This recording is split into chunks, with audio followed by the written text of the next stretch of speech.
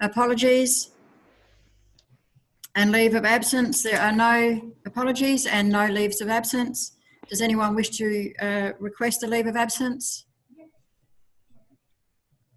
Nobody, thank you. Conflict of interest provisions. Does any councillor wish to declare a conflict of interest of any of tonight's agenda items? No one, thank you. Item 4, confirmation of the minutes of the previous meeting.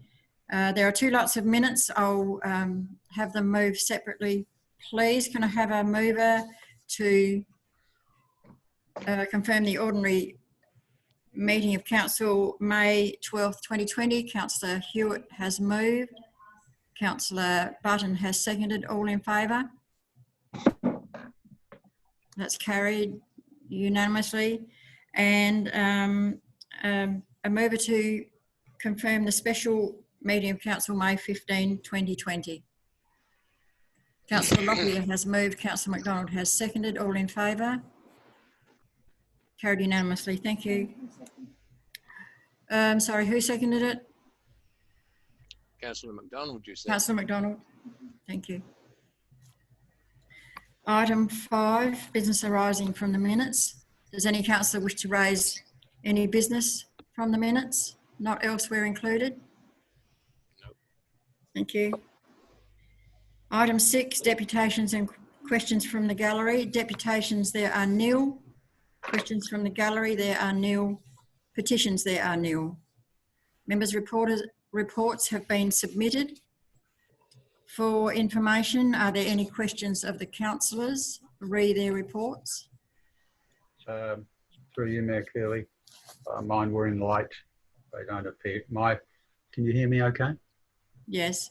Yeah, my report notes were in late. I don't think they appear. Okay, thank you.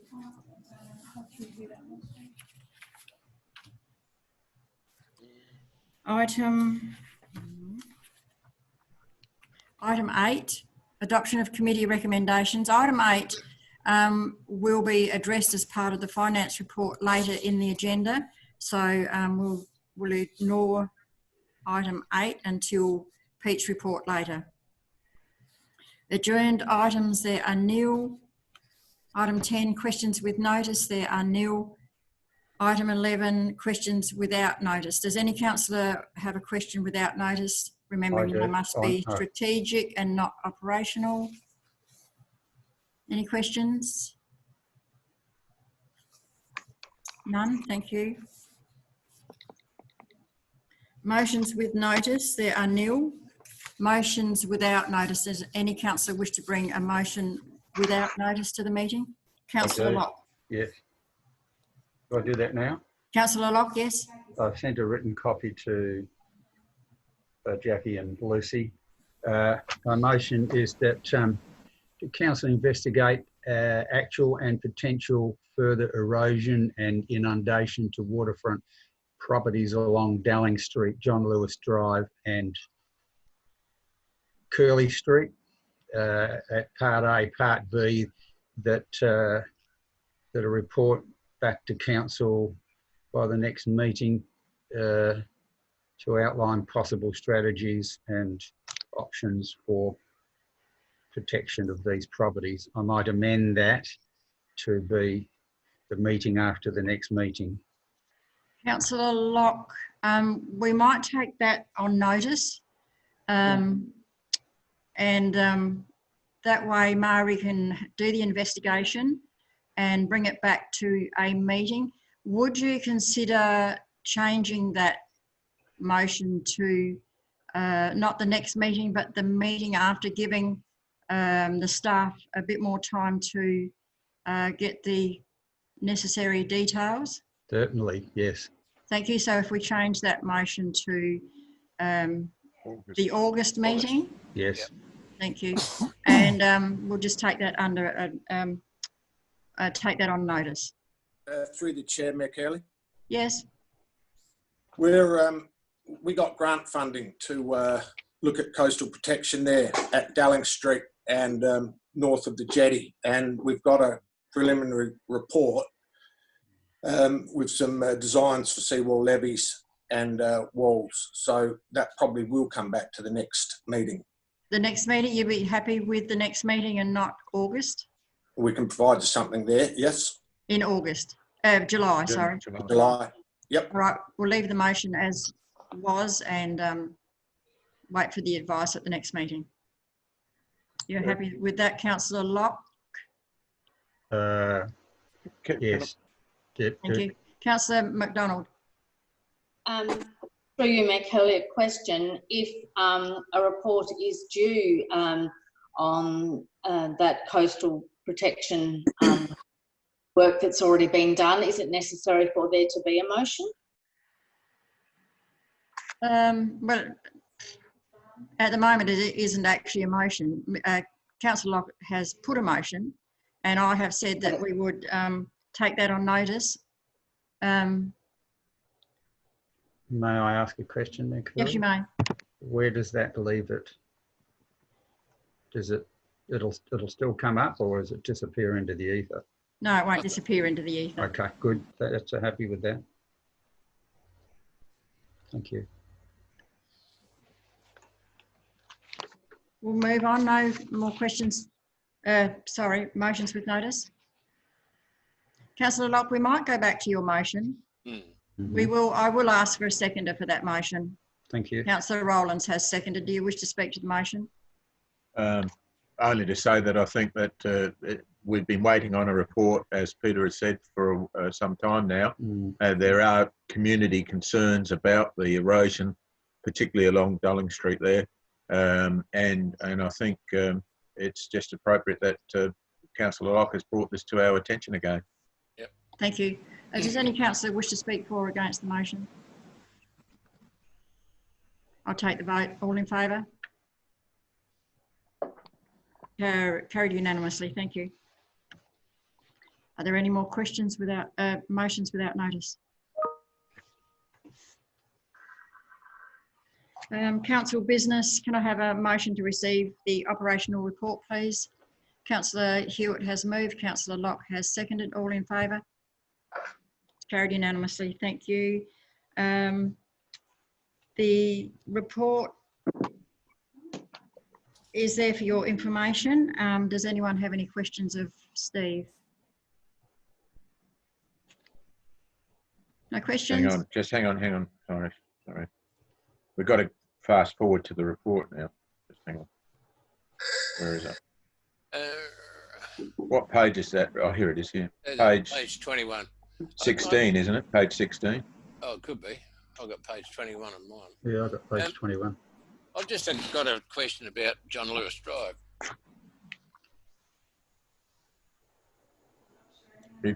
Go. Righto. What has been looked at in relation to John Lewis Drive, bearing in mind at some stage somebody put forward that it'd be a one-way street and that was not carried on.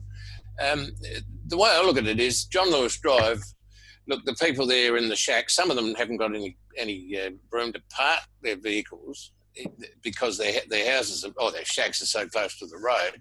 And I think we need to be very, very careful in what we do.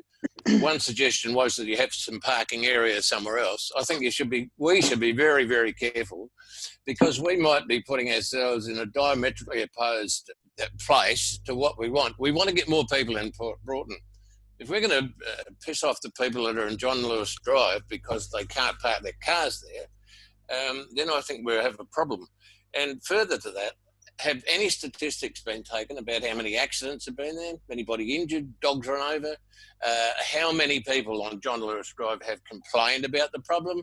Or is it just somebody from the town that thinks, we better do something about John Lewis Drive? I think we have to be very, very careful. Thank you. Mari. Thank you.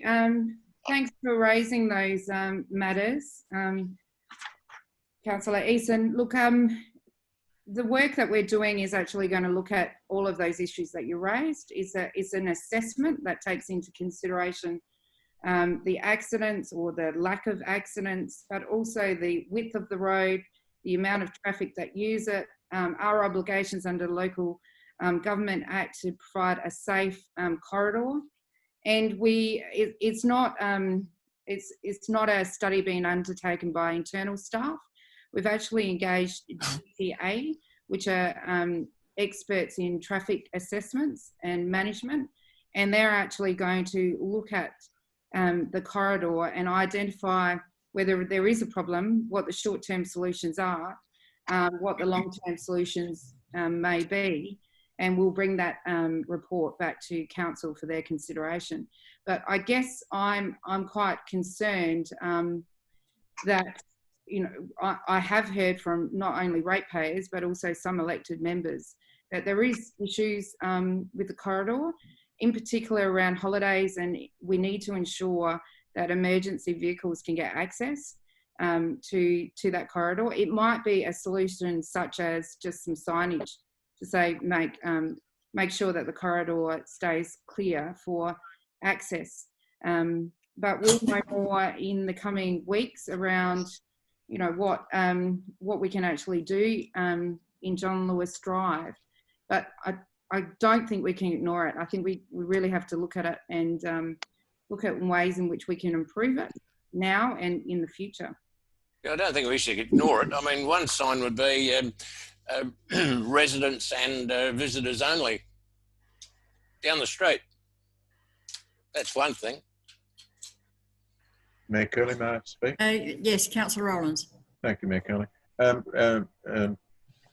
CEO, there has been a suggestion in the past that and maybe this review will look at that, of making John Lewis Drive a one-way street with access coming in from one end and access out the other end, sort of thing. That would certainly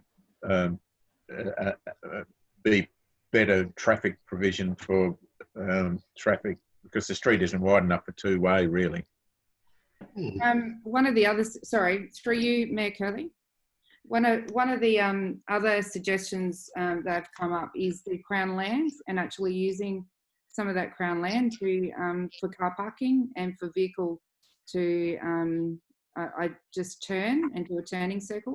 I don't want to sort of preempt what the traffic engineer is going to come up with in terms of recommendations, but I have asked them to also look at how the road interacts with, and I forget the road's name, sorry, the road out to Fisherman's Bay, and also other roads such as, and I'm trying to bring it up now, such as Dolling Crescent and Viking Road, and also how it's how vehicles access our council-owned caravan park as well. So I've asked them to consider all of those issues, some of the complaints that we've received along John Lewis Drive, and really consider what we need to do there, and give us a few recommendations and also cost estimates to solve the issue. Thank you. Councillor Rowlands. For you, Mayor Curley. Thank you, Mayor Curley. CEO, I'd be concerned if Crown land, that those open lots of land which provide access to the beach and a sort of natural habitat turned into car parks. I'd really be concerned about that. Thank you. We'll just take a couple more comments and then we'll move on. Councillor Lockyer. Yeah, through you, Mayor Curley. Last year when we brought this up there, I went for a walk up and down the street and I spoke to as many people as there at the time. A lot of people were totally against, very dead set about being one way. Biggest concern being is that I think there's caravans and there's boats parked on there permanently because they don't have anywhere else to go, but they're completely blocking off the footpath altogether, so there is no access. One with a particular caravan, the lady was going with a gopher, bloke was coming down the opposite direction and he was a bit more in the middle of the road. She swerved over and nearly ran into the back of the caravan. I mean, we got the shared footpath agreement, and he's 99% he's more on the footpath, but there was that percentage he was still hanging over the side of the road. The other day there was a big truck there and loading, unloading. We seemed to get past him all right. There wasn't any big problem there, but as you say, during the holiday season, when there's a lot more people there, it does become a bit more congested. Thank you. And Councillor Button, you had your hand up. Yes, I did, through you, Mayor Curley. A couple of comments. I'm really opposed to it being a one-way. I think that's going to restrict too many of the permanents there. You know, if they live either end and they have to go the other way to get into town, they're going to be a bit cranky.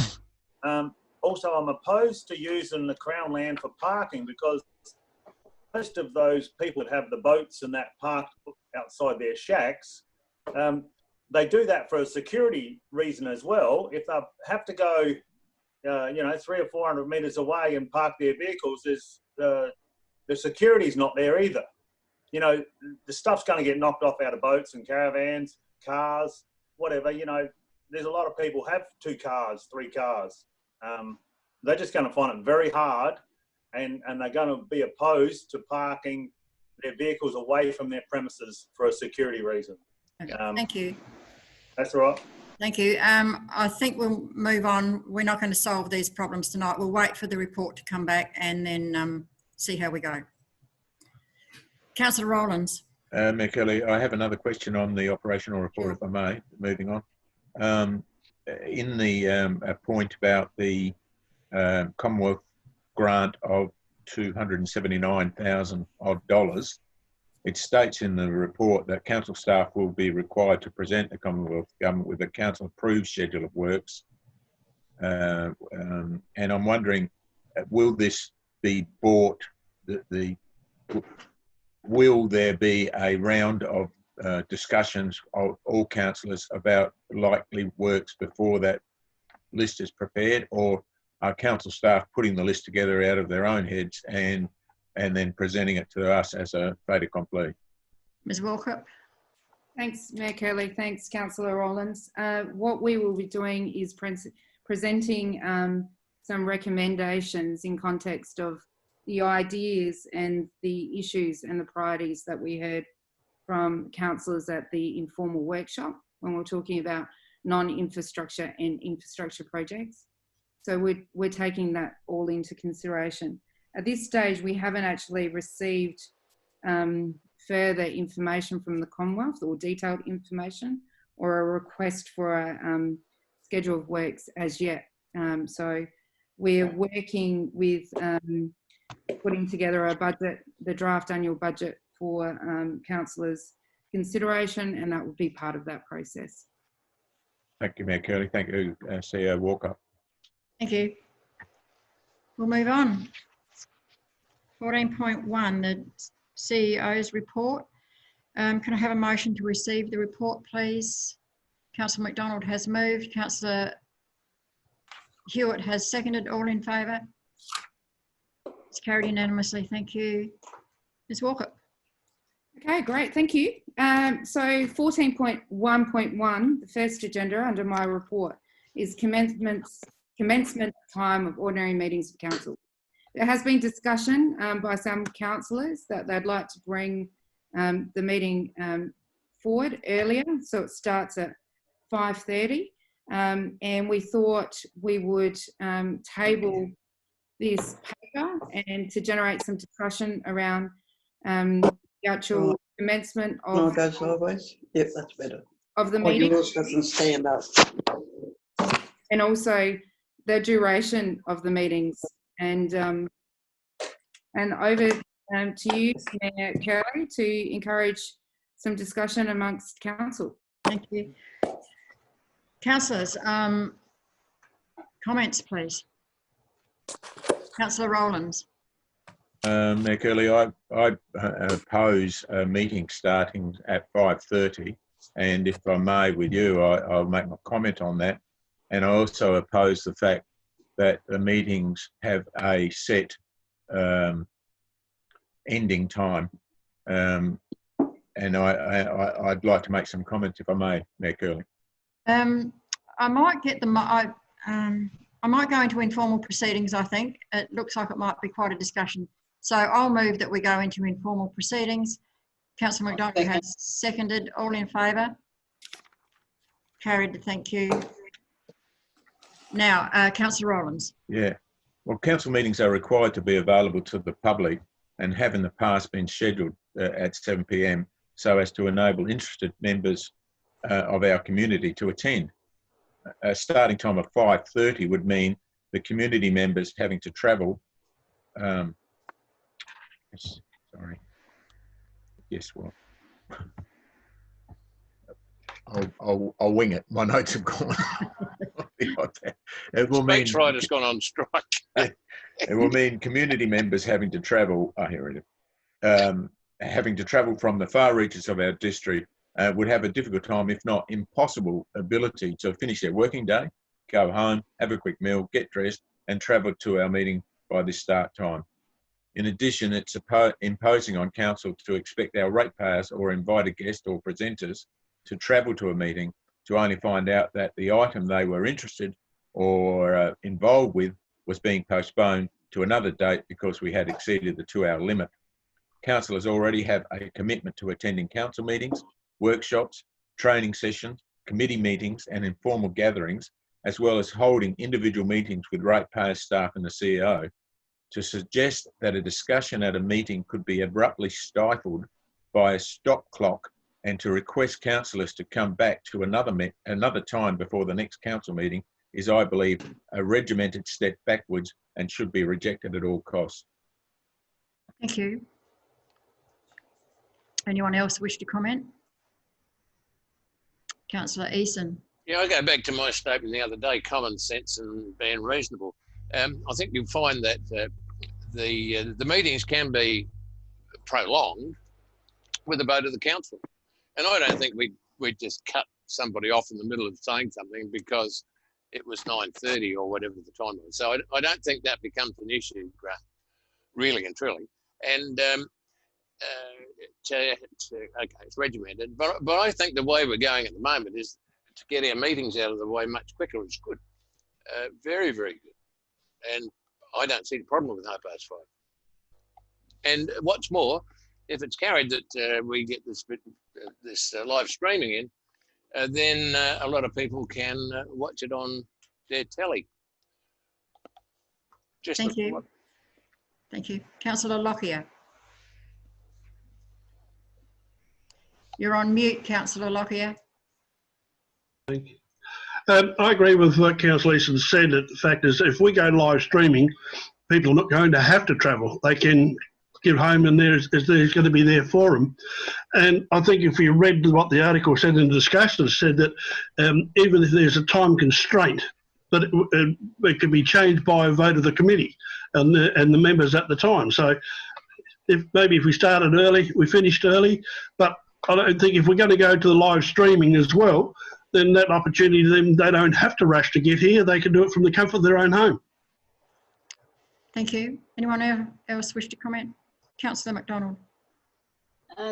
Mayor Curley, I have a problem with the very tight restriction of 90 minutes with a 30-minute possible extension. I think it would be inappropriate for council to set so tight a time frame for our meetings. I have no issue with setting a time constraint, but I think it needs to be more reasonable than 90 minutes. I think 2 hours with the possibility of up to another hour's extension. We never know in the future when that situation may arise. If we have a meeting that's finished in 45 minutes, so be it. The time doesn't come into it, but I think it would not be wise for us to set a very tight time frame. Thank you. Councillor Lockyer. Apologies, Councillor Locke. Thank you, Mayor Curley. Two counts. I just wanted to say I agree with some of what Grant says, and I agree with Councillor Rowlands and Councillor McDonald, and that the time constraint is a dangerous way to go. We need some flexibility, and we have had minutes of meetings of late where they have been, with Mari's suggestions about, the different ways of setting things out, they've actually become more efficient. Thank you, Mari. And I think that's a way to go. Thank you. Councillor Hewitt. Yes, I have no problem with a 5:30 start. My only problem would be, again, the time constraint issue, because with me being 30 kilometres away, if I had to come back for a second meeting when it could have been wound up in an extra half hour, well, I've got an hour's travelling time to come to that second meeting. Yeah. So, yeah, just like Dave said, a bit of common sense, but it sounds like we've got the flexibility in that. So I would be voting for the motion. Thank you. Well, can I just make a point, Mayor Curley? Yes, Councillor. There is no motion at the moment. Exactly. So there's not even a recommendation here from the council, from the administration. So it's up to us as councillors to either make a motion based on the report that's presented. Councillor McDonald. There, in CEO Walkett's report, there is a recommendation grant, but at this stage, because we're in informal proceedings and nobody's actually moved a motion, and a motion obviously can be moved that is different to the recommendation. Yes, sorry. Thank you, Councillor McDonald, for pointing that out. Thank you. No more comments. I'll return to formal proceedings. Can I have a motion to return? I'll move the motion that we return. Councillor Easton has seconded it. All in favour? It's carried. Thank you. Now there's a motion there, and I'll read it. Councillor Rowland, you have your hand up. I was just going to make a motion, Mayor Curley. You may. Mayor Curley, I make the motion that the ordinary meetings of council are to commence at 6 p.m. and that no duration be set on the limit of the meetings. And yeah. Do I have a seconder? Councillor Locke has seconded. Do you wish to speak to the motion? No. I'll move an amendment that the meetings remain at 7 p.m. and really, if the meetings remain at 7 p.m, I guess we don't need an amendment. But I will move the amendment at that meetings remain at 7 p.m. and the duration of the meeting is not limited. Do I have a seconder? Councillor. I'll second it. Councillor McDonald has seconded. Do you wish to speak to the motion? No. Thank you. I'll put the... Mayor Curley, just a matter of procedure, if I may ask. Now you've moved that amendment, can I speak to your amendment? No, sorry. Okay, no, that's all right. We're just clarifying. Thank you. Thank you. I'll take the vote on the amendment. All in favour of the amendment? 1, 2, 3. So, which is whose? Grant's or yours? No, This is my amendment Mayor's. that it remains at 7 p.m. and with no time restraint. So I'll take the vote. All in favour of the amendment? 1, 2, 3, 4. Against? 1, 2, 3, 4, 5. The amendment is lost. So the motion, the original motion, Councillor Rowland's motion becomes the motion. Can I make an amendment to it then, Mayor Curley? It's preferable that you don't. I did read my meeting procedures the other day and it's preferable that you don't have an amendment to an amendment. So, No, this is the original motion of Grant. Yeah.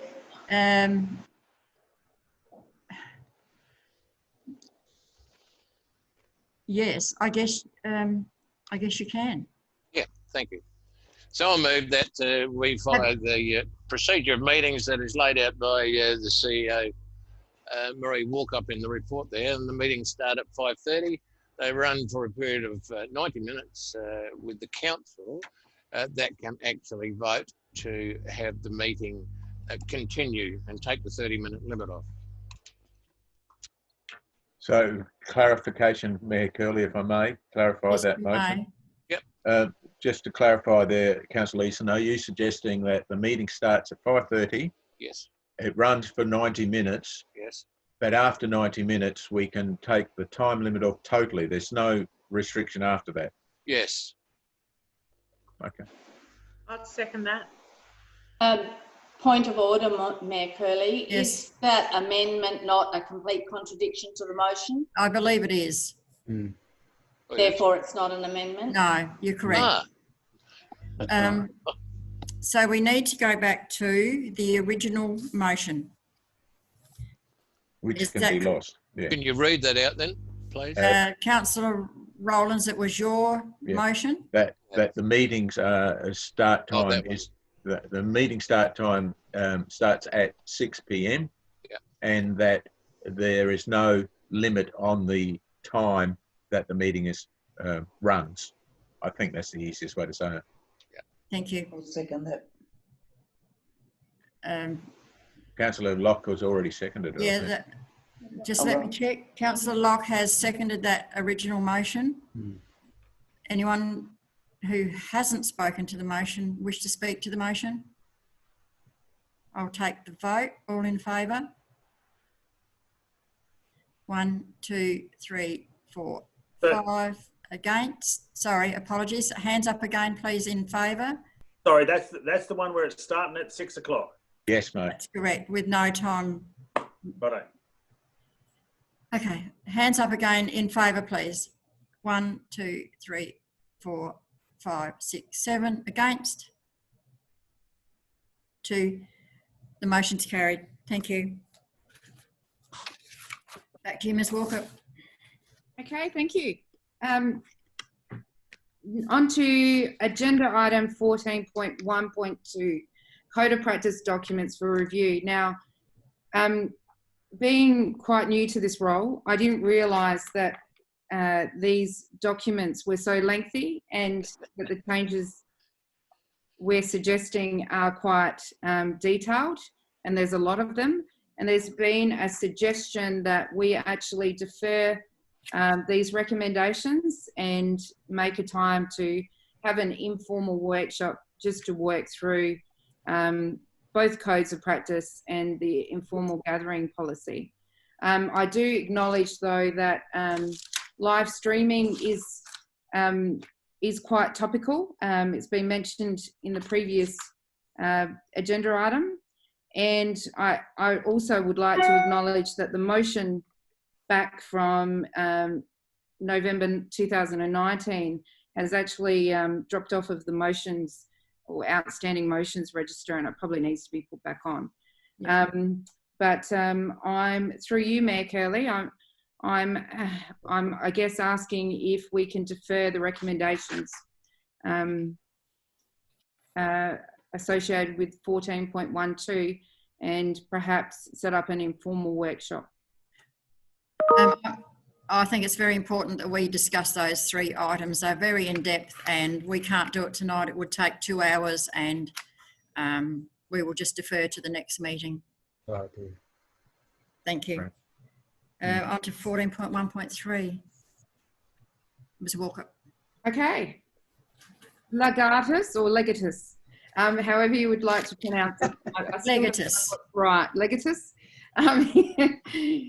So legatus, I was advised about a week ago that it was my responsibility to table the annual draft business plan with council, and that's what we've done. We've included it for your reading. It's a very long and lengthy report, and the recommendation is for council to endorse the draft 2020-21 annual business plan.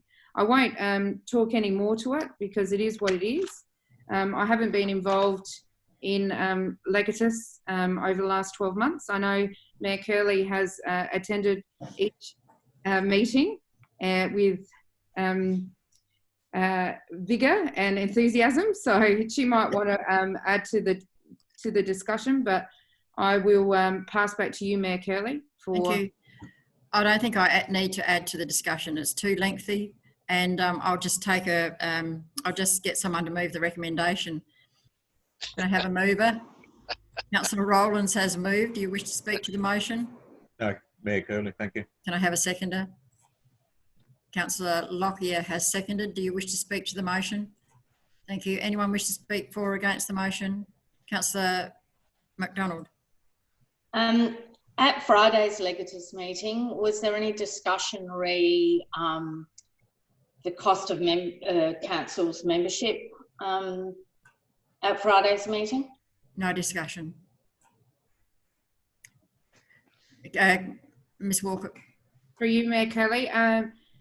Councillor McDonald, I'm very interested, and I've asked the question what that amount will be for Paronga West Council, and I have asked the question, what will we as a council get out of that membership? And at the moment, I'm getting a lot of collaboration from Legatus in relation to road funding opportunities and programs, and being included in the regional road asset management plan that's assessed by federal and state government on a regular basis. So I, at some stage, will come back to council in relation to Legatus and the value I think it returns for our council in context of the cost, what it costs us each year.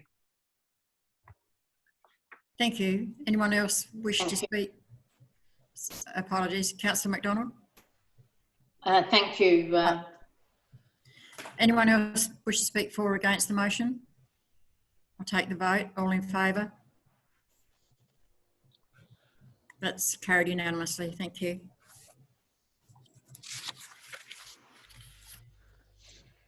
Okay. Next one. 1.4. This is for information. Replacement IT equipment for elected members. I'm aware that your iPads are very old. Some have been experiencing problems. Through COVID-19, we've had to deal with the need to connect virtually. And I know most of you are currently using your laptops instead of iPads, and you're using your iPads for the council papers, to have a look at the council papers. What we have allocated in the proposed budget, and what we need to do anyway as the practice of good asset management, is replace our iPads, your iPads that you have, with new technology. And after discussion with both administration and elected members, we're proposing to provide you an option to either replace your iPads with a new iPad or a base model laptop. And we're encouraging you to contact staff, either myself or Peter, in relation to your preference. The financial implications of upgrading iPads and laptops isn't a major cost for the council, and I would have thought that such tools are important parts of the business of council. I know for myself that I'm still using my private laptop and my private iPhone and waiting for decent tools so I can undertake my work efficiently. So back to you, Mayor Kelly, if anyone wants to add anything or ask any questions. Councillor Eason. Yeah, through you, Mayor Kelly. Murray, iPad's fine. When you're talking about laptops, because we've been using iPads for years and people are really happy with the actual Apple operating system, would you consider going to an actual iPad? Sorry, not iPad, an Apple laptop? Through you, Mayor Curley. Apple laptops are extremely expensive. They're about $2,000 or $3,000 each. The laptops that we had identified were around $1,500 each. I've been told by my IT experts that there shouldn't be any technical difficulty between iPad and the laptops actually working and talking together. But I'm happy to take it on notice and consider it further. But I'd also like to say, I think what I've seen from other councils in relation to what they're providing their elected members, laptops are provided to those elected members that are part of meetings or committees that require actual physical work, taking of minutes, preparing of agendas, etc. So I think we need to apply the pub test here. If you need a laptop for your work, or do you need an iPad to attend council meetings? What is fair and reasonable for the ratepayers to pay for that? and what sort of standard do you need to deliver the work that you're required to do as elected members? Thank you. Councillor Lockyer. Yes, through you, Mayor Curley. I've been involved in computing for well over 25 years, and I find with your iPad, you're limited to a lot of functions you can do. With a laptop, that if you've got Zoom on, or if we're going to go to Microsoft Teams, they do have problems with Microsoft Teams on Apple products. Not all, but it has been known to have a fair bit of problems with it. The fact is, if you're doing a Zoom on this now, I can shrink this down. You won't. I'm not off the screen, but I can bring up my agenda and still be on Zoom. I don't have to use two computers. So your functionality within using a computer is more advanced than what you can get off your Apple. Thank you. And Councillor Hewitt. Yes, Councillor Hewitt. Thank you, Mayor Curley. Considering the item is going to be longer than our elected office, I feel that they should be streamlined. I feel like either you do laptops or you do iPads, because that's fine and it's lovely to offer us a personal choice. But yeah, like there's an election in 2 years and the devices are still going to be here for the next elected members. And I just think that there should just be a straight thing across there. Also, in relation to that, I know a lot of the councils these days are using the Microsoft Surface Pro, and they do come in under the $1,500, and they will work like a tablet and a laptop. I noticed when we were doing the Zoom meetings, I stopped using my iPad because I couldn't see all the councillors. Whereas on a laptop, I could see all the councillors. And like Councillor Lockyer said, you can reduce it down and bring up your minutes all on the one thing. My preference personally would be a Surface Pro. So yeah. Thank you. Councillor Rowlands. Thank you, Mayor Curley. I have no preference for either one, and I will let the majority rule on the decision of whether it's a laptop or a iPad. But I think, as Councillor Hewitt has suggested, it should be one or the other across the board and make that decision. But my other question, it's more about maybe it's an operational question for the CEO, Ms. Walkup. Is it possible for the council to generate some revenue by selling to the councillors at a depreciated rate the iPads that they already have?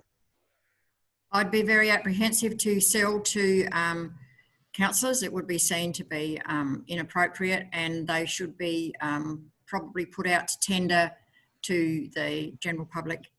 It wouldn't be a good look for us to be able to purchase the iPads, I think. Ms. Thank you, Mayor Curley. Councillor McDonald actually raised the opportunity to actually dispose of items such as iPads or laptops, etc. And there is a lot of items that we have in storage here at Barunga West Council. There's chairs that we don't use. There's printers that we don't use. So we're looking at some stage of putting together a disposal list and getting disposing of those items in an appropriate manner, so we can potentially get some revenue back from that expenditure 6 or 7 years ago, or even longer. I think I've got chairs in my my office. They've been here for about 30 years. They're antiques. Thank you. We'll take that for information, and if you get your preferences to the staff, then there will be a decision made in the future on whether we have iPads or laptops. 14.1.5.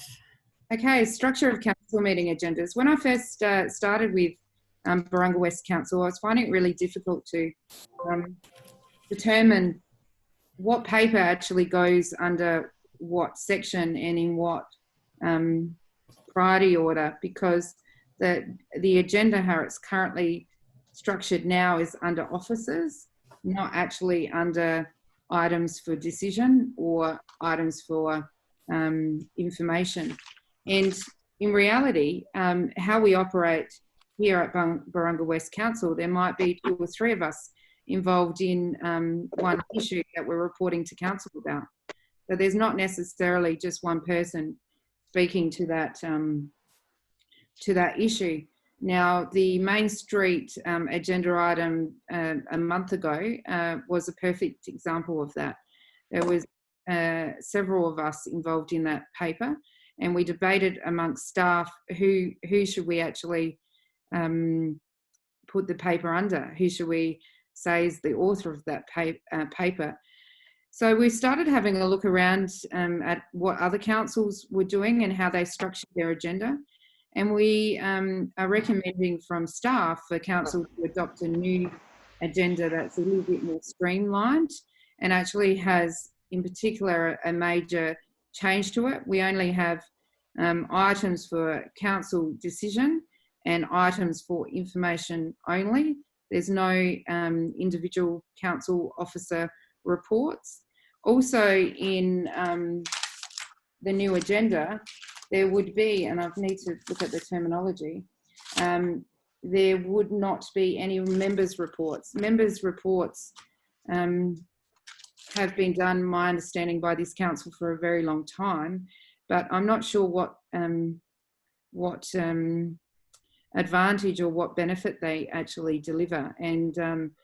And I think if a member elected member wants to contribute an item or a discussion or raise a matter that they've heard about during their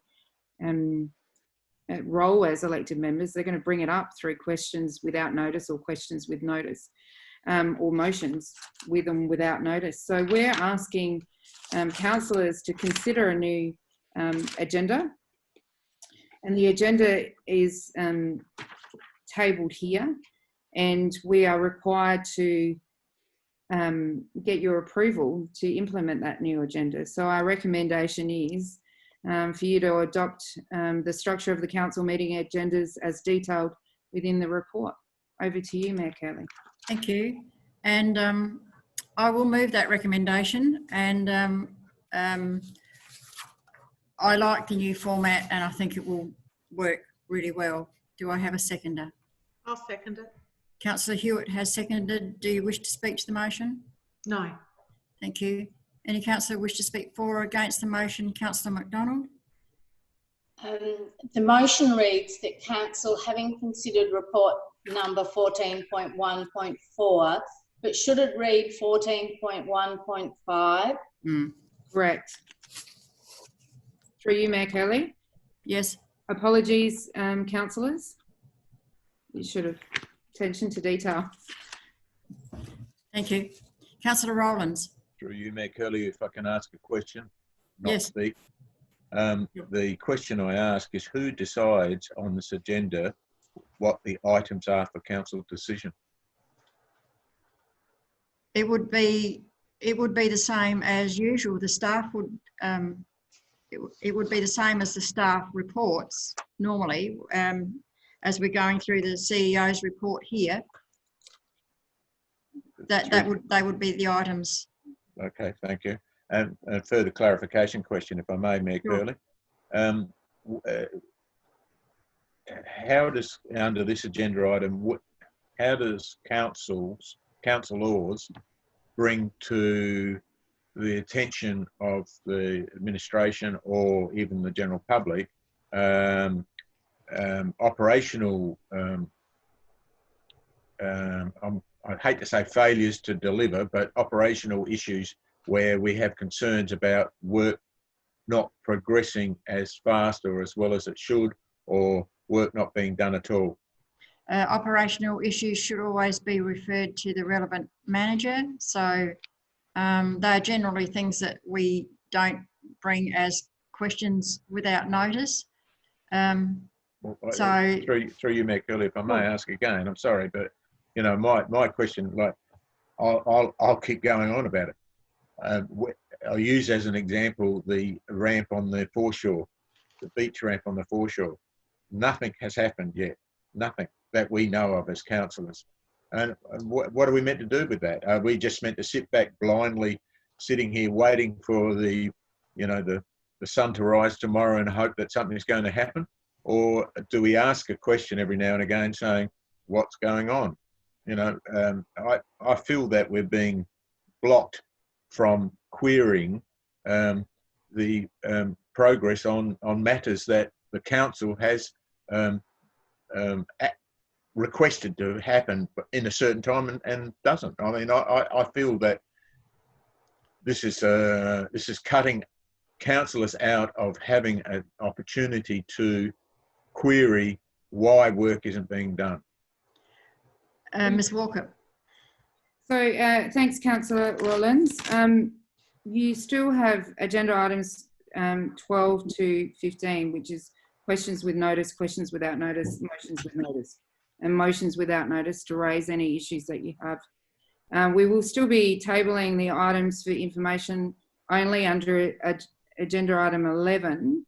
Now on here, there is also, we will be tabling the motions register, and I've actually, and I might defer it to a bit later on in the agenda, we've actually rejigged that a little bit.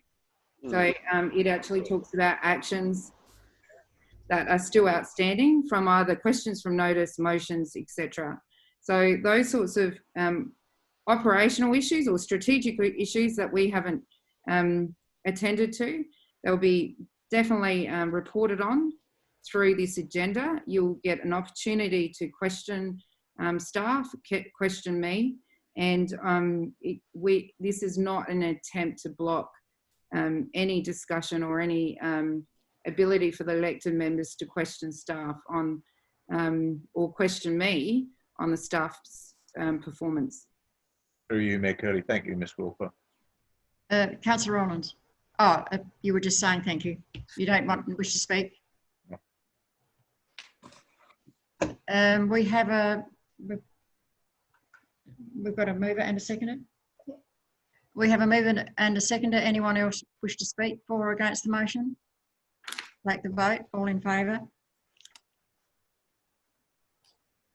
That's carried unanimously. Thank you, councillors. 4.1.6. Social media policy. To date, there hasn't been a social media policy for the Barunga West Council, unless anyone wants to correct me. I couldn't find one on the policy register.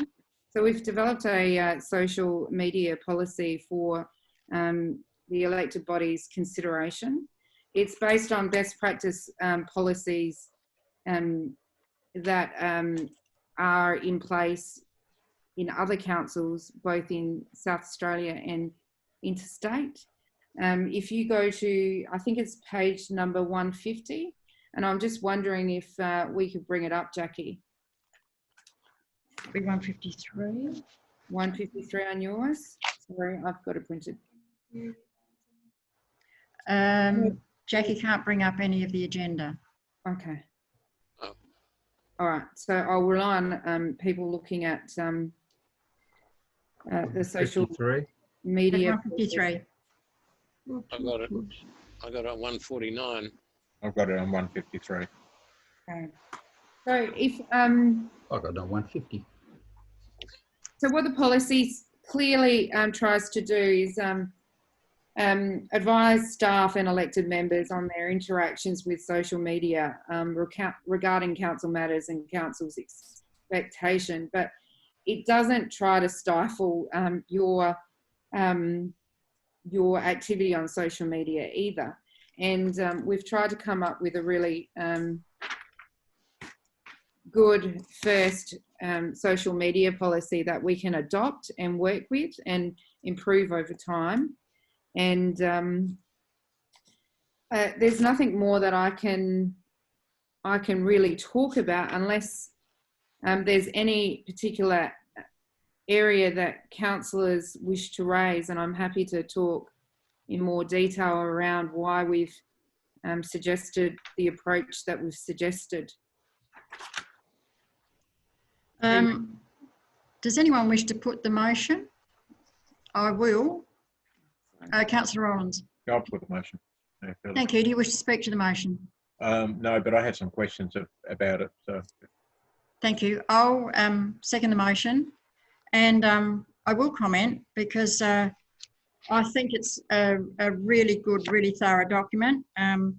What concerns me greatly are the derogatory comments that we get on our social media, particularly rude, denigrating, blatantly incorrect comments, and hopefully this may stop some of those comments. And I like all the positives about it, so I think it's a great policy. Does anyone wish to speak for or against the motion? I'll take the vote. Councillor Rollins. I had just a question on the clarification question on the policy. Are we going to, and just what Mayor Curley has suggested, that are we going to veto comments that appear on our pages that are negative? I mean, are we going to somehow monitor that to stop those comments appearing? You know, when I say defamatory type motions, Mayor Curley, I'm talking about. Thank you. Yep. And also, in terms of if someone goes against this policy, what action, if anything, would be proposed? You know, say a councillor or a staff member or someone made a derogatory comment about a motion or a policy or a staff member or a councillor or something like that. What action is likely to take place after they've done that? Ms. Walker. Okay, to answer your first question, on page 3 of the policy, under council's rights and responsibility, it's the second section on that page. It talks about council reserving the right to delete comments that are false, misleading or malice complaints or statements, discriminatory material in relation to a person or group based on age, colour, it goes on, promotional or commercial in nature, unlawful or incite others to break the law, defamatory or harassing of our employees, council employees, volunteers or other participants in our channels, information that may compromise the safety or security of the public, and other inappropriate content as determined by me in the role as Chief Executive or my delegate. So I think that's really quite clear on we're reserving our rights to delete comments. I don't think we should be deleting comments that are opposed to a motion or a decision that are put quite nicely and politely, because that's just freedom of speech. And I think we've got to be really, really careful about that. In response to your second question, it actually refers to an agenda item, and I've got to find where it is, that is 14.1. So I might actually talk about what happens when a staff, well, an elected member breaches the social media policy then. But if a staff member breached this social media policy, it would enable me to go through the correct process of performance management to ensure that that breach doesn't happen again, or put in place training and information to ensure that they actually understand their obligations and manage that staff member's activity closely on social media. You'll see in the paper we're talking about this being an important part of the induction process of new staff in council. I think it's really quite important. The social media plays a big part of everyone's life these days. It's really important that this forms part of the induction process with staff, so they know what they can and can't say or do. Thank you. Through you, Mayor Curley. Thank you, Ms. Walcott, for that. I hope you appreciate the Dorothy Dick's nature of the question for our ratepayers who haven't had the chance to read through 200 odd pages to get to specific points that I appreciate that you have highlighted for them. Thank you. Thank you, Councillor Rowlands. Anyone else wish to speak for or against? I'll take the vote. All in favour? That's carried unanimously. Thank you. 14.1.7. Getting through there, aren't we? Yeah. So when I first started with council, one of the first things I looked at was refreshment and alcohol policy, and I soon realised that we didn't have one for council. And I think it's really, really quite important that we do have one, because in particular over the COVID-19 period, we have seen some media articles about councillors drinking in council meetings, and also we have seen in the past, not necessarily just about local government, but state government, alcohol bought on credit cards of senior bureaucrats in state government, and I would hate to see something like that be accused of any one of us in Barunga West Council, and therefore I'm not saying that we are doing anything wrong, but I think it's really important that we are very clear around what our refreshment and alcohol policy is, so that there is no room for anyone to interpret that we are buying alcohol for any meeting or any celebration from ratepayers' money, unless it's very special circumstances. And I've detailed that in the refreshment and alcohol policy, which appears on my in my pack on page 154. And might be 159 on others. No, sorry. Policy is really establishing the boundaries that I know are already in place within the Barunga Council, but it just puts it down in black and white, so the public is clearly aware of it. And oh, we've got it up here, and it gives us guidelines, in particular me guidelines and elected members guidelines, of where I'm prepared to actually go out and purchase alcohol and refreshments or reimburse expenses in context of council operations. So I will leave that there, and I'm probably relying on you, Grant, to give me another Dorothy Dixer. It's been a week since I wrote. Touche. I'm very keen to hear your thoughts and comments in relation to this policy. Thank you. The motion is there that council adopt the refreshment and alcohol policy. Does anyone wish to move the motion? I'll move it. Councillor Hewitt has moved. Do you wish to speak to the motion? No. Thank you. Do I have a seconder? Councillor McDonald has seconded. Do you wish to speak to the motion? No. Thank you. Anyone wish to speak for or against the motion? Councillor Eason. Thank you. Yeah, look, I agree with all of it, and I'm just going to make a comment now that not too many people are going to be happy with, but why do we supply booze and food at a Christmas party for employees who get paid pretty good money during the year for doing the job that they do? Thank you, Councillor Eason. We'll take that comment on advisement. And Councillor, Ms. Walker has her hand up. Yes, sorry. So you'll see under section 4 policy details, it actually says council may contribute to the cost of providing food and drink to employees in the following circumstances. I'll put on record now that I would only do that if it was appropriate and if it passed the pub test, but I can actually say that my understanding of what happens here with staff is staff celebrations. No one actually, well, since I've been here, has purchased or asked me to purchase any alcohol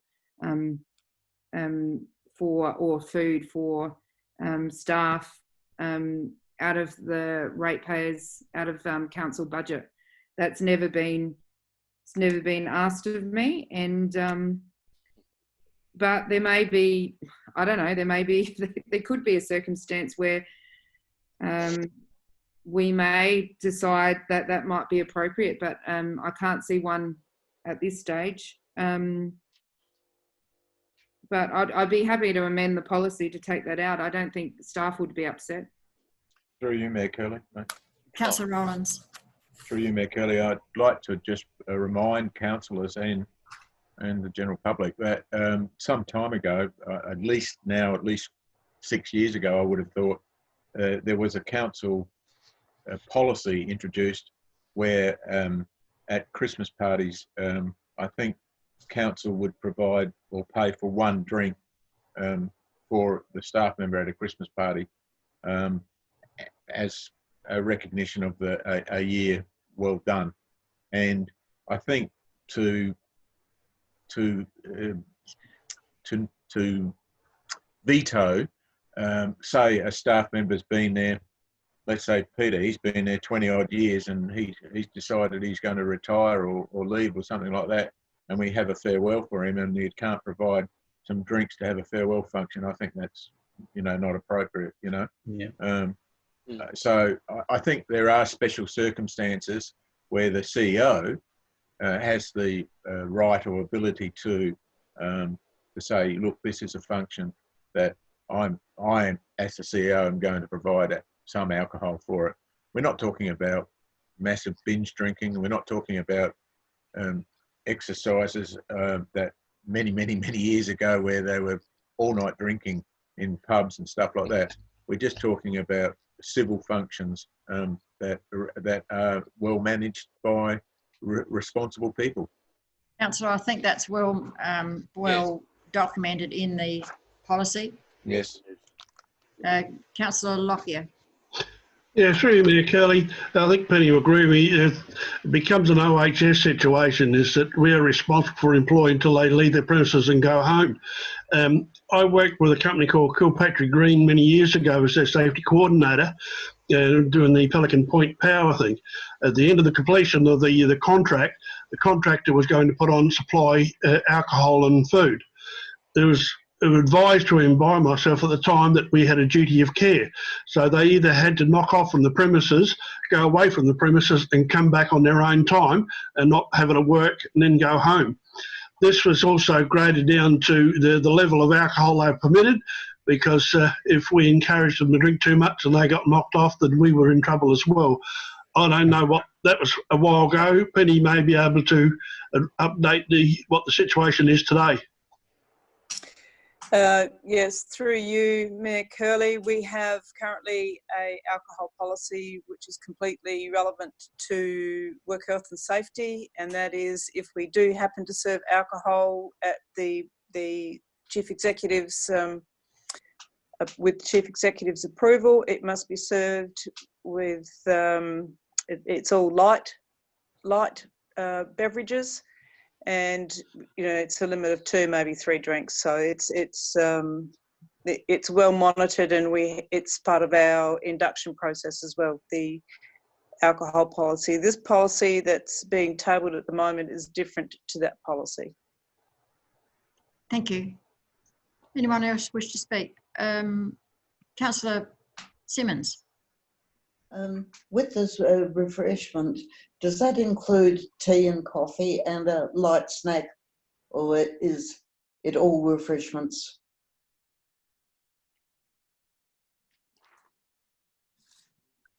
Councillor, after the council meeting. Councillor, that's all in. Councillor Simmons, that's all included in the policy, and tea, coffee, and biscuits are all available as necessary when required. Anyone else wish to speak for or against? Councillor McDonald.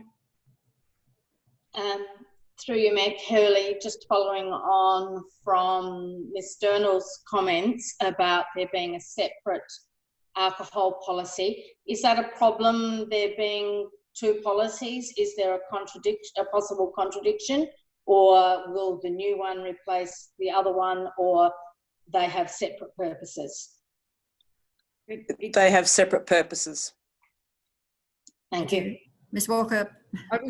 This policy is about the purchasing as well, where the other policy is about, you know, the consumption of alcohol. Okay. Thank you. If there are no further, if no one wishes to speak for or against, I'll take the vote. All in favour? That's carried unanimously. Thank you. 14.1.8. Thank you. We're nearly there. Review of Delegations 2020. Now, most of you would have seen this before, but for the benefit of the public that may watch this or view this later, I guess the Barunga West Council has certain functions and duties which it must perform, and certain powers which it may exercise pursuant of the Local Government Act, as well as a range of other acts. And in most cases, the relevant acts grant these obligations and powers directly to the elected council. And so it's really not practical or efficient for the council as a body of elected members to perform the many operational activities that are required in the day-to-day administration of the council's roles and functions. Section 44 of the Act allows the council to formally delegate many of its powers and functions within certain stated conditions and exemptions to the Chief Executive Officer, who may then sub-delegate these powers and functions to other responsible staff members. Now, all delegations can be revoked at any time and do not, except in a limited circumstance, prevent council from acting in a matter itself. Now, each year we're required to review these delegations, and this is what this paper does do. And the recommendation there is how it's written. Our recommendation from staff is that council adopts the following revocations and delegations, and notes some powers and functions may be further delegated by Chief Executive Officer as described below. That's it from me, Mayor Curley. Thank you. This is a requirement of us, so I just need someone to move the motion. Councillor McDonald has moved. Do you wish to speak to the motion? No, straightforward. Do I have a seconder? Councillor Rowlands has seconded. Do you wish to speak to the motion? No, Mayor Curley. Anyone wish to speak for or against? I'll take the vote. All in favour? Carried unanimously. Thank you. 14.1.9. This is about a proposed governance advisory panel. And I'll talk about this a little bit. I'll give you a bit of background for why we've recommended, staff have recommended the establishment of this panel. I think it's really important.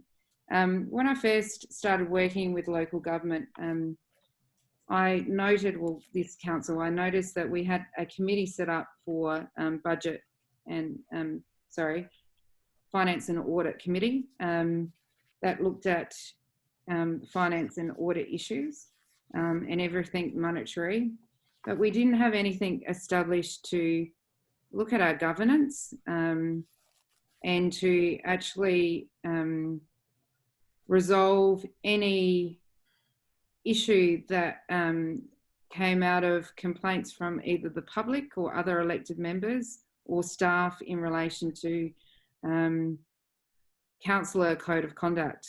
And that concerned me because at the moment, my understanding is if I get a complaint against a councillor, whether it's a fair complaint or it's a justified complaint, or if it's not justified and it's not warranted, I have to deal with that complaint. And I haven't at the moment got an internal procedure in place that deals with that complaint and advises you how I will go about that, how I'll investigate it, and what happens at the end of that investigation. And I've noticed, and I've got counsel from other chief executives, from other local government organisations, that in the absence of a governance advisory panel, the issue can actually be elevated quite quickly to official authorities that have been created to deal with certain issues, like the Auditor General, ICAC, etc.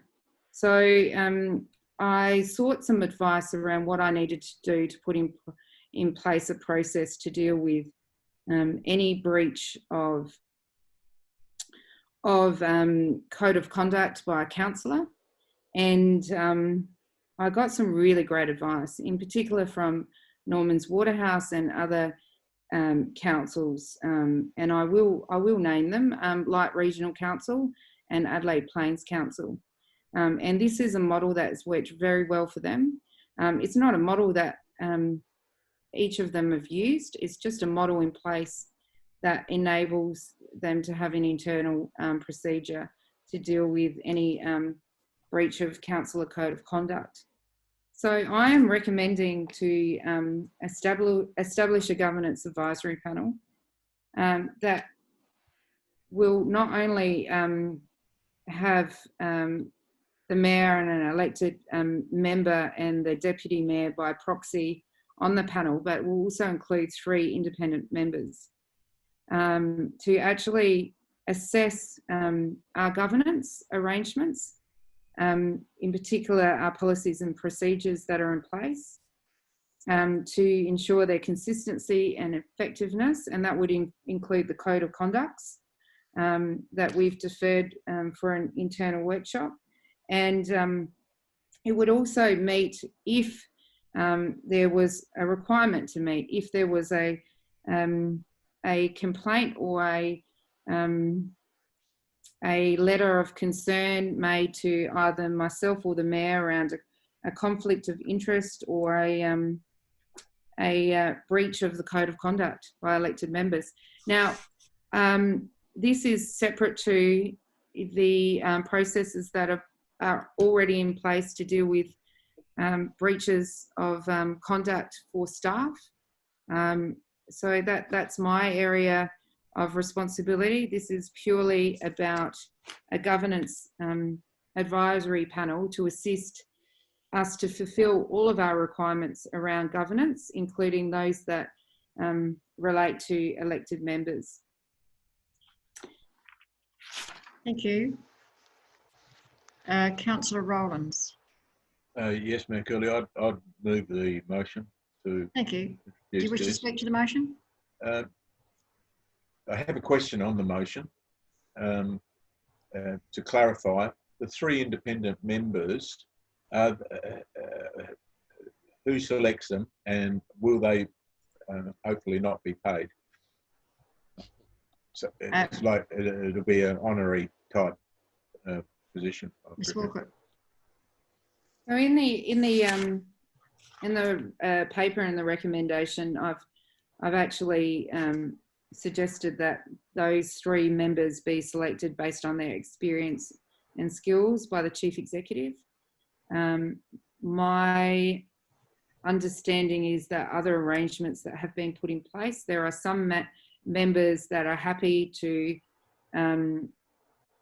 work and be part of that panel and are not remunerated, but where you've got an independent member who is there in a capacity that could advise on legal requirements or needs to undertake an investigation that may take up 3 or 4 days of their time, they're remunerated. It's been really hard for me to find out exactly the details of how other councils remunerate those people, because I wanted first of all to get your endorsement. I can't talk about the independent members that I would recommend because I haven't approached them, but they would be very similar to, or if not the same as other members on other panels councils have set up in South Australia. But I do make the point in here that I think in the terms of reference that this panel would meet once a year at a minimum. And if there was a financial implication associated with that, I think it would be a very good investment. Thank you. Councillor Rowlands. Through you, Mayor Curley. Thanks, CEO Walker. I've moved the motion then. Thank you. Do I have a seconder? Councillor McDonald. Do you wish to speak to the motion? Only to say that I think it's appropriate for an independent member to receive some remuneration to cover their time and travel. And certainly if the panel needs to be called because there is an issue, then I think we certainly would want the best people to be giving us advice. So I don't have an issue with some remuneration for independent members. Thank you. Anyone else wish to speak for or against the motion? Councillor Locke. Just a question through you, Mayor Curley, of the CEO. Where will this sit with the obligations that we have to ICAC? Okay, through you, Mayor Curley. Obviously, if somebody reports something to ICAC, ICAC's got to investigate that. Mm-hmm. But this is more of a panel that I believe will be used for breach of councillor code of conduct that doesn't necessarily lead to corruption or can't necessarily be identified clearly as maladministration. So it might be just in the dealings, for example, with staff. It might mean a breach of the social media policy that we spoke about earlier. That doesn't necessarily warrant an investigation by ICAC or even a complaint to ICAC. ICAC is obviously a very busy organisation, and I can't speak for them and I can't speak about them, as you know, but this panel would be used for different means. And I'll give you a scenario because I think it's really important. If one of you came to me and said, I have a problem with councillor so-and-so because councillor so-and-so has treated me this way outside of the chamber or in his dealings with me around councillor matters, and I want you to take that seriously and I want you to do something about it. That's not necessarily going to be referred to ICAC. That's a governance issue that we need to deal with as a council. So this is a panel that I would refer that issue to consider it. It has some independence about it, which I think is really quite important, and there's a bit of a natural justice in it as well. And I think it's just really important that we have something like this set up. You'll notice I've put a recommendation there to finalise the terms of reference for the actual governance advisory panel to do that. And I think that's important. We've just used the standard terms of reference that has been recommended for other panels, for other councils, but I think we need to come up with something that is for us and works through some of those scenarios around what issues will need to be referred to the panel. Thank you. Councillor Locke. Yep, quickly through you, Mayor Curley. Thank you for that, CEO. When we did a training day with ICAC in Adelaide, I seem to remember some of these issues being mentioned. I'm not sure how, but perhaps when the governance committee is put together, maybe one of the things they do is not run it past, but check it out, make sure it is is kosher with ICAC and ICAC kosher with it, just to make sure. Yeah, so, yeah, I totally agree, Mick Kelly, because I was at that meeting and I gained the impression that not ICAC, but the one below, and I can't think of his name now, Warren Lyons, I can't think of what he is, but he was getting overrun with things from council which were really not serious enough to be in his purview. So this sort of thing, it would assist him and it would assist us. Yeah. Thank you, Councillor Easton. Councillor Lockyer. Yeah, I agree. I think it's an internal thing we can use to weed out the nonchalant business, and then if it requires an additional, at least done by internally, then it can progress to the next step if it warrants. Thank you. Anyone else who hasn't spoken to the motion wish to do so? I'll take the vote. All in favour? Carried unanimously, thank you. 1.10. Nearly there.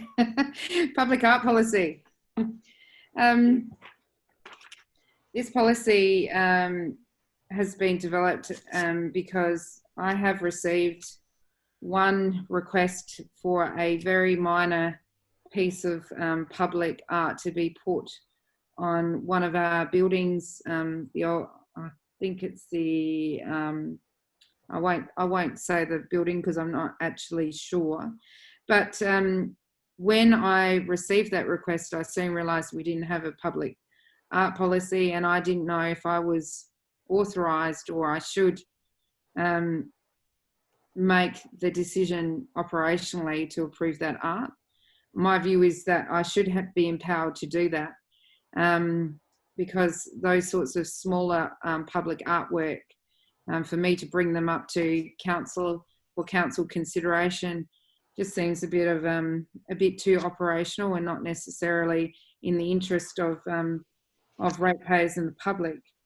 So I started looking around, or I asked Steve Davies' staff to look at Rosalie to look at what other public art policies are in place in local government, and I also relied on my experience working in state government, and public art was always a weekly issue that we had to deal with, and we dealt with operationally once the cabinet of the day, the ministers and the government had signed off on criteria where they were happy for staff to approve public art processes and the commissioning of public art.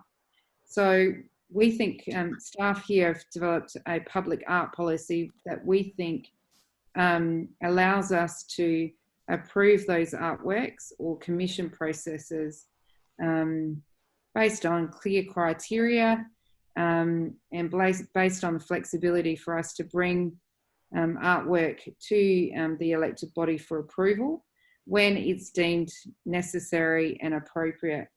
And I will pass to you now, Mayor Curley, for further discussion. Thank you. I'm going to move the motion that council adopt the public art policy. I think it's very thorough. I think it follows a very proper procedure. I did contact Ms. Walkup this afternoon for some clarification on issues, and she's done that very well, and I'm very happy with the answer. The only question I would have is using the word de-accession. Yeah.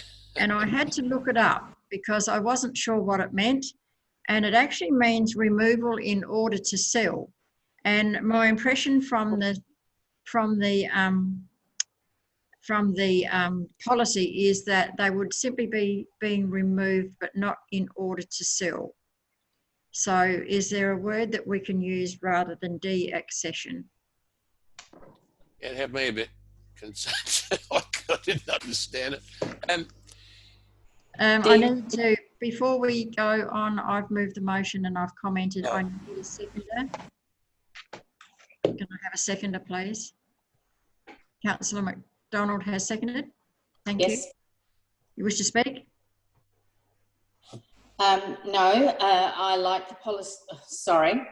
Yes, I like the policy. Does the word decommission apply instead of deaccession? We will look for a more suitable word, and decommission does seem like sinking a ship, but we will, but we will come up with a word. Ms. Walker. We don't want to sink the ship. Councillor Eason. Mayor Curley, right, commissioning and removal. Removal. Sorry. Thank you. Councillor Rowlands. Mayor Curley, I'll support the motion, but I'm not 100% happy with the policy in terms of the clarity of definition of public art to which eliminates the involvement of all councillors in selecting themes for artwork to be created for public display. And as an example, I'll just say hypothetically, the Butte silos. Under this policy, it appears that the CEO or the mayor and council staff could decide on what's going to be painted there without any council or involvement. And I'm just querying that. As I said, I'll support the motion as it is, but I'm not really 100% happy with it. I'll let Ms. Walker comment first, and then I'll come back to Councillor McDonald. I actually think this might be a Dorothy Dixer. I'm not sure. Let me talk about the silo at Buttes as a potential scenario for this public art policy, because it's the scenario that I gave to Mayor Curley today when I was explaining how council and how the chief executive might commission public art. With the silo art on places in South Australia and Australia, it is really a process that ensures artists have an artistic license. So under the silo art project for Butte, we might, as a council and the elected body, might be able to advise on what themes they would like to see on the actual silos themselves. But the process that we would be signing up to as a council, and this would obviously need to go to council for approval, would actually take that influence out of our hands. The whole idea about the silo art process is that it engages artists and prominent artists across the nation, and also local artists, to come up with something that is appropriate for those silos, that recognises the area, recognises the community and what's important to them, and that process itself actually has an engagement element to it, where they actually engage with the community in that area. So it wouldn't be a process where we would, as a council, have the ability to sign off on themes and instruct the artist to paint a certain picture with a certain colour. The process for that particular project would be really well out of our hands. Obviously, the elected body and the council would be consulted with, but it's not. I think each public art project will have a very specific process, and we need to ensure that as an administration, we actually advise the elected body on what influence they would have over that art and what they wouldn't. And another example might be for the main streets. I noticed some main street projects, once we know what we're doing, some of them have actually a main streets group that has local artists and community members on it, influencing and overseeing public art aspects of main street projects. So that might be another way we decide as a council body to commission public art in our district. Thank you. Thank you. Thank you, Ms. Walker. Anyone else wish to speak for or against the motion? I'll take the vote. All in favour? That's carried unanimously. Thank you. And 14.1.11. Is that the outstanding actions register? It is, yes. Excellent. I think this is my last one. Look, I have been hearing loud and clear from councillors over the last couple of months that you want staff to pay more attention to the things that you've resolved up to happen, the motions that you've passed. And I actually had a very close look at what was our motions register. And I've come up with an example of how I believe we can record what you want recorded and track how we're progressing to date against those actions or against those key items of interest of the elected body. And it's not a complete outstanding actions register. One of the things I'd like to do is do a bit of a review. The actual live streaming sort of caught me a bit unaware this couple of weeks. I didn't realise there was a motion that had been passed by council, and when I actually started writing the paper about the meeting procedures and the code and live streaming and how that could impact our meeting procedures, I was soon advised that there was a motion there that I wasn't aware of. So it really surprised me. But what I've done is I've just rejigged the outstanding actions register to look at what was outstanding on the motions register, and giving you a bit of a status update against each one. And you'll see that some of the progress or the status of actions to date have changed. But I'm keen to hear what the elected body think about this new way of presenting motions and questions to outstanding or relevant. I'll go first. I like it. I think it's good. But on page 184, I just have a question. Under Walk the York, decision to cease funding YP tourism will likely negatively affect this proposal. I think it was a unanimous agreement that we not fund YP tourism. Is this going to be a negative, a real negative for us in the future? Ms. Walker. I'm keen to understand, and I can't find the page number. What page? Mine said 184. 184 on mine. 84. So that's page 6 out of 9. 2 out of 9. 2 out of 9. Sorry. For your, I think that was on the previous motions register, so I've left it there. It's interesting, like, you know, the YP tourism group. I know, I understand what they prepared for us in relation to the tourism strategy wasn't exactly what we expected as a council, and there was a bit of issues with it. But what I'm looking at now is the reach that the YP Tourism has actually got. And they've got something like 16,000 followers on social media.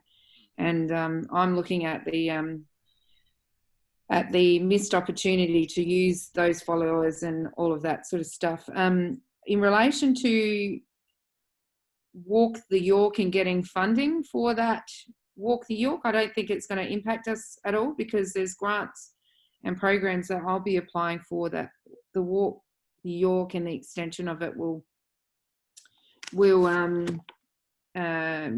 work nicely with those funding criteria.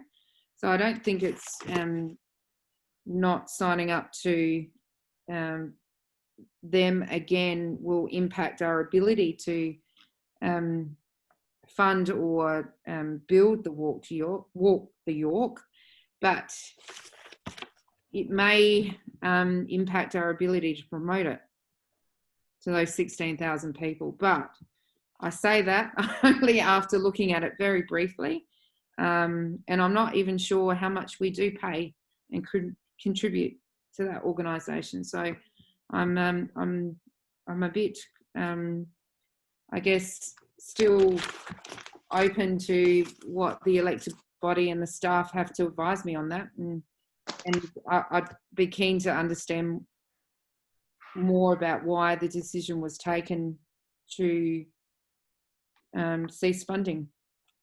I think we felt that we weren't getting our money's worth, so to speak. I see some nodding heads, and I think that was why we... Exactly right, Mayor Curley. We through you, Mayor Curley, if I may explain to Ms. Walker, the YP Tourism approach was to tell us statistics about visitors and expenditure in the total York Peninsula, but they couldn't provide any details about what was being spent in our district and how many visitors were we getting. And if you look at all of their promotional material, we're virtually a little dot at the top end of York Peninsula that is ignored. And we were paying $11,000 a year over a 3-year program of 33,000 or something for virtually a nod and a wink, and it just didn't add value to us. And $33,000, we thought as a council in our discussion was maybe that money could be better spent in promoting Barunga West District as a whole, by either even using it to employ someone internally to market us, or running our own advertising program or something like that. And that was that. Thank you. That's right. Any more questions about the motions and actions? Sorry, Mayor Curley. Councillor Rowlands. I'll just a question from Ms. Walcott. Is this motions register that we are looking at on our papers a hypothetical example, or is this the current up-to-date register of motions? For you, Mayor Kelly? Yes. It is a rejigged, current, up-to-date register, but I am acknowledging that I think some of the motions and questions that are still relevant or that have been raised do not appear on this register, and they should appear on this register. And I'd like some time to review that and come back to council next month with a very detailed register that highlights all of them. And I know, Councillor Rowland, you're probably going to talk about the motion and the questions around the ramp at the Port Broughton foreshore, but that's one example of what I think needs to appear on this. Yes, thank you, Ms. Walcott, for recognising a clear absence of a motion that was passed some time ago and is still waiting for action. Thank you. Thank you. Any more comments on the motions and actions? Does anyone wish to take... Councillor McDonald. Just continuing the discussion re YP tourism, there is nothing that would prevent us in the future re-looking at that if it was deemed that now in different circumstances and with different things that need to be pushed, that we could readdress the situation about whether or not we are a financial party to YP tourism. If we feel that with appropriate changes we would get, it would be to our advantage. I can't see any reason why we couldn't be taken back in the fold, so to speak. I agree. Councillor Locke.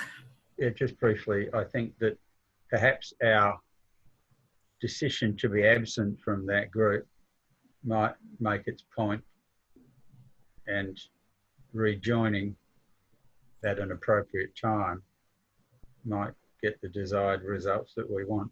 You might be right. Councillors, does anyone need a 5-minute break? No. Because I do.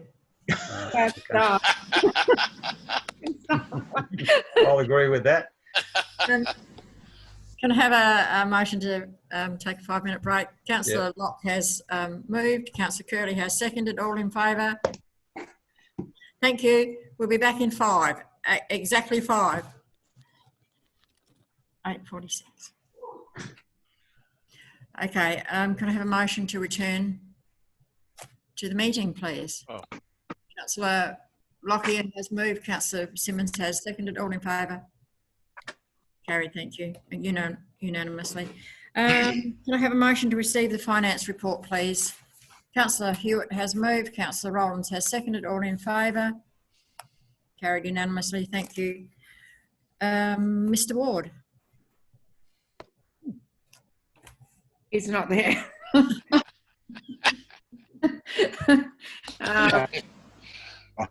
I moved the recommendation. I can hear him. I can hear him outside. He'll be there in any second, I think. If you want to move on to Mr. Davies' report, we could do that. Yeah. Here he is. He's back. Thank you. Mr. Ward, you're on.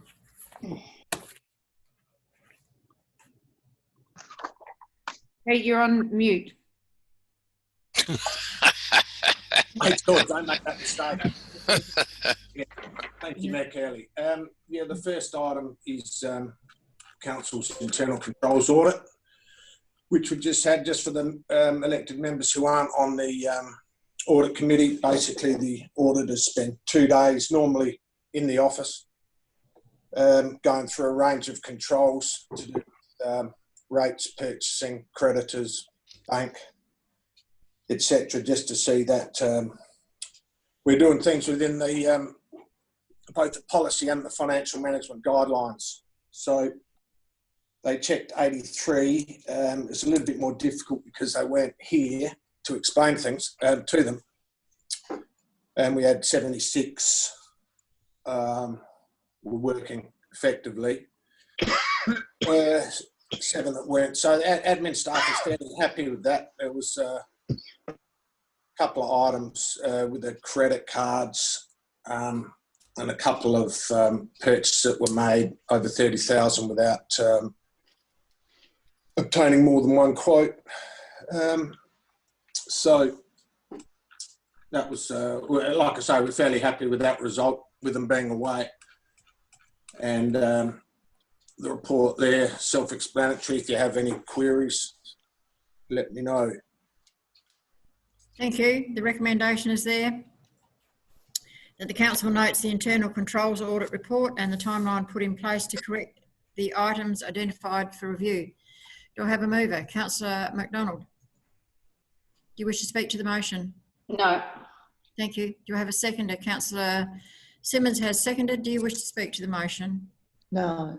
Anyone wish to speak for or against the motion? I'll take the vote. All in favour? Against? That's carried unanimously. Thank you. Thank you, Mayor Curley. Item 14.2.2 is the capital evaluations provided by Land Services SA through the Value General.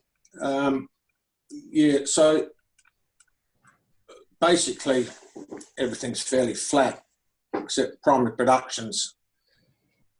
Valuations are up by 15%, which is continuing a trend.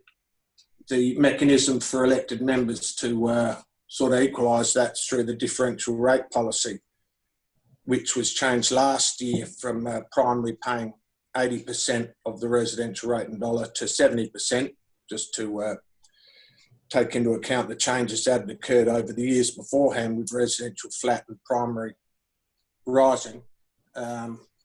So that would be something for your consideration again when we do that at the July meeting, when we put the rates modelling proposal. I've done some preliminary rates modelling. We have an increase in primary production rates would be about nearly 4%, and there'd be a decrease in residential rates of about 5%. Thank you. Councillor Hewitt, you have your hand up. Yes, through you, Mayor Curley. Pete, I know I've already spoken to you about this, but how do they come to the 14% increase when there's been no land sales? What's that based upon? Because usually it's the two most current land sales in the district. And my understanding is, I may be wrong, please correct me if I am, it won't be the first time I've been wrong. But I'm just curious as to how he comes up with a 14% figure like that without sales. Yeah, we did speak to them. They've said that, well, in their letter, we asked them, could they, explain this in a letter for elected members, which is attached to the agenda. They're saying there's 3 sales in the council district over the period. Okay. And they're taking the sales data from neighbouring councils as well. So it's probably based on sales in the south. I'm not sure. I've only got the information they provided us, which was fairly brief. Yeah. Thank you. Anyone else have any questions of Mr. Ward? And that's for members' information only. Correct. 14.2.3. Yeah, on 14.2.3 is just providing authority from council to council staff via the CEO to commence the unsealed roadworks program. Seeing the budget's not going to be formally adopted till the middle of August, and Steve would want to get going July 1 on the unsealed roads program. So this is providing the CEO with authority up to $500,000, which would more than enough to take us to August 15. Yeah, thank you. Anyone want me to read the recommendation? Apologies, Councillor McDonald. Sorry for cutting you off there. I was just simply going to move the recommendation. Thank you. Do you wish to speak to the motion, Councillor McDonald? No, straightforward so that we can operate. Thank you. Does anyone wish to second the motion? Councillor Lockyer, do you wish to speak to the motion?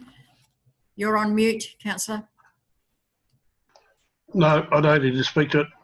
Thank you. Anyone wish to speak for or against the motion? I'll take the vote. All in favour? Against? That's carried unanimously. Thank you. Thank you. Item 14.2.4 is draft rates hardship policy, which we've updated it, and it was a little bit unwieldy, the one before. We just sort of made it more plain English, and we've also included as a separate item the COVID-19 relief that we put in, on the understanding that that section will probably likely go, touch wood, all going well next year. Thank you. The recommendations there that council notes the reviewed rates hardship policy and places it on public consultation for a period of no less than 21 days. Do I have a mover? Councillor Locke has moved. Do you wish to speak to the motion? Councillor Lockyer has seconded. Do you wish to speak to the motion? Thank you. Anyone wish to speak for or against the motion? I'll take the vote. All in favour? It's carried unanimously. Thank you. And then the late item, and I'll need a motion to receive the late item, please. I'll move that we receive the late item. Councillor Simmons is seconded. All in favour? Carried unanimously. Thank you. Thank you, Mayor Curley. Yeah, apologies for this. Normally we put in the audit committee minutes, which are self-explanatory, but on this occasion, obviously some elected members weren't aware of what happened, those who weren't at the audit committee. And as a result, we've got this late report, which was the report that was submitted to the audit committee, and it was just basically given the revised timeline of the annual business plan and budgeted financial statements. So that's targeted for adoption at the August 11 meeting, which means that at the July 14 meeting, Council will need to adopt the draft annual business plan that goes on public consultation. So we're just working a step further back from that. It needs to go to audit committee first, and that'll be in 3 weeks' time on June 30th. Thank you. Anyone got a quick question of Mr. Ward on that item? Can I have someone to move the recommendation? I'll move the recommendation. Councillor Eason has seconded. Anyone wish to speak for or against? I'll take the vote. All in favour? Against? That's carried unanimously. Thank you. Thank you, Mayor Curley. That's it. Infrastructure Services Report. Can I have a motion to receive the report, please? Councillor Hewitt has moved. Councillor Simmons has seconded. All in favour? Carried unanimously. Thank you. Mr. Davey. Through you, Mayor Curley. Thank you. The first report, an information report. It reads pretty easily. Sets out that we've been provided some extra funding for use in this upcoming financial year. I'm not really sure that there's much I can say apart from it's all written in there. Thank you. Anyone have any questions of Mr. Davey? Mr. Ward. Yeah, thanks, Mayor Curley. I just want to point out to you that in item number 6 of that report, the financial implications, the funding is expected in the 2019-20 year, 280,000, which will improve the council operating position in this year. But the expenditure is for next year, so that 280,000 will go into next year's expenditure, which will deteriorate the deficit. Okay, thank you. Good. And 14.3.2, the customer service report. Yeah, it's attached to the agenda for your information. It is, thank you. And I'm sure we've all looked at it. We have. Thank you for your report. Correspondence. Can I have a motion to receive the correspondence, please? Councillor Purity has moved. Councillor McDonald has seconded. All in favour that we receive the correspondence? It's carried unanimously. Thank you. Any questions of the correspondence? No. Thank you. Sorry, yeah, I do have one, Mayor Curley. In relation to the Tickera boat ramp,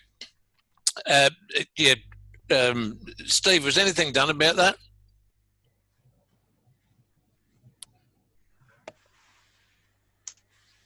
I'm unsure what you're referring to. There's a letter from Russell Gibb that was talking about the build-up of weed and sand, etc., at the Tickera boat ramp. I'll have to take that on notice because I'm not aware of the letter as yet. So, Oh, well, okay. Well, it came there on Friday, I think.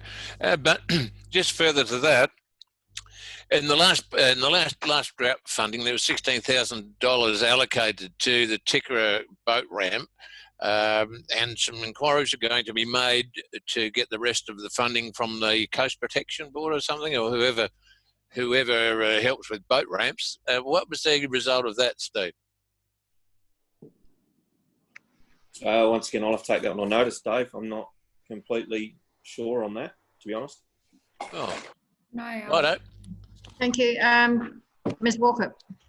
Yeah, I've had a look at this letter from Russell Gibb, and my understanding is that the issues that he raises are the same as the issues that you've raised down at the Port Broughton foreshore around seaweed. I won't talk about that R word, and other environmental issues that we just can't remove seaweed. But in relation to improving the boat ramp, there's a state government fund that is used to improve boat ramp facilities, and the specific name of it escapes me at the moment. But one of the projects that has been raised and is on our list around infrastructure projects is improving the boat ramp at Tikra, and I've made a couple of inquiries around how we do that. So what sort of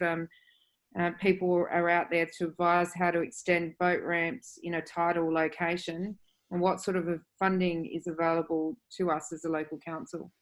When I'm talking about funding, I'm not talking about our own funding. I'm talking about state and federal government funding. Yeah, well, there was 16 grand allocated to that project at the first funding situation. Mr. Ward. Yeah, I think that was, so I think Andrew had costed $80,000 for work there. I mean, it wasn't drought community funding, that $16,000 right there of it. That was right. That was put in the budget, on the understanding that we received the rest, but obviously nothing came of that particular application. But I never saw any paperwork myself.